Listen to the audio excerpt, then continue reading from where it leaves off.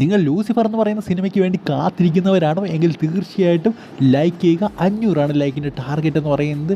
So Lucifer കാണാൻ കാത്തിരിക്കുന്നവരെല്ലാം like ചെയ്തിട്ട് video കാണാൻ ശ്രമിക്കുക. ലൂസിഫറുമായിട്ട് ബന്ധപ്പെട്ട ഒരു അപ്ഡേറ്റ് ഈ ഒരു വീഡിയോയിലുണ്ട്.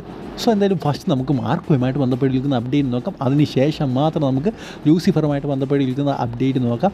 എന്തായാലും ഫസ്റ്റ് മാർക്കോയായിട്ട് ബന്ധപ്പെട്ടിരിക്കുന്ന അപ്ഡേറ്റ് നമുക്ക് പറയാം. മാർക്കോ ഏതാണ്ട് സ്റ്റിൽ 400-ലധികം സ്ക്രീനുകളിൽ ഇപ്പോഴും സംപ്രേഷണം ചെയ്തുകൊണ്ടിരിക്കുകയാണെന്നാണ് ഇപ്പോൾ ഉണ്ണി മുകുന്ദനും മാർക്കോയുടെ സംഘവും ഇപ്പോൾ അറിയിച്ചിരിക്കുന്നത്.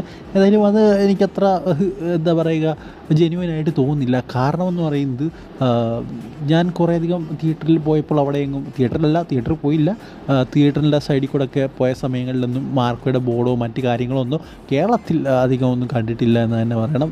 ഓൾമോസ്റ്റ് മാർക്കോ കളി കഴിഞ്ഞിറങ്ങി എന്ന് തന്നെ പറയണം. സ്റ്റിൽ ഒരുപക്ഷെ നോർത്ത് ഇന്ത്യ, കർണാടക, തമിഴ്നാട് എന്നിവിടെ സ്ഥലങ്ങളിലെ കാര്യങ്ങളായിരിക്കും പറയുന്നത്. സോ എന്തായാലും എനിക്കറിയില്ല. എന്തായാലും സ്റ്റിൽ ഇത് നോക്കുകയാണെങ്കിൽ അങ്ങനെയൊന്നും ഇല്ല എന്ന് തന്നെയാണ് തോന്നുന്നത്. ഓൾമോസ്റ്റ് ഒരു 100 മുകളിൽ സ്ക്രീനിൽ ചിലപ്പോൾ കാണാതിക്കുള്ളൊന്നും മാർക്കോ ഇപ്പോഴും ഓടുന്നുണ്ടെന്ന് എനിക്ക് തോന്നുന്നില്ല. അടുത്ത അപ്ഡേറ്റ് എന്ന് പറയുന്നത് ലൂസിഫറുമായിട്ട് ബന്ധപ്പെട്ട ഒരു അപ്ഡേറ്റ്. ലൂസിഫർ അല്ല, എമ്പുരാൻ.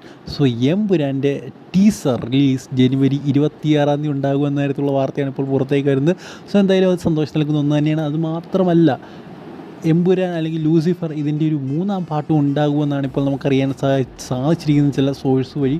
സോ എന്തായാലും നല്ലൊരു വാർത്തയാണ് എമ്പുരാൻ അല്ലെങ്കിൽ ലൂസിഫറുമായിട്ട് ബന്ധപ്പെട്ട് നമുക്ക് ലഭിച്ചുകൊണ്ടേയിരിക്കുന്നത്. ടീസർ വരുന്നു, തേർഡ് പാർട്ട് ഉണ്ടാകുമെന്ന് കേൾക്കുന്നു. ഒരു പക്ഷേ ഇത് വിജയിക്കുകയാണെങ്കിൽ ഉറപ്പായിട്ട് തേർഡ് പാർട്ട് കാണും. സോ എന്തായാലും വളരെ നല്ലൊരു കാര്യം തന്നെയാണിത്. എന്തായാലും ഈ ഒരു വീഡിയോ ഇതുള്ള ഇഷ്ടപ്പെടുത്തില്ല ഈ അടുത്ത് കാണുന്നവർ ഗുഡ് ബൈ.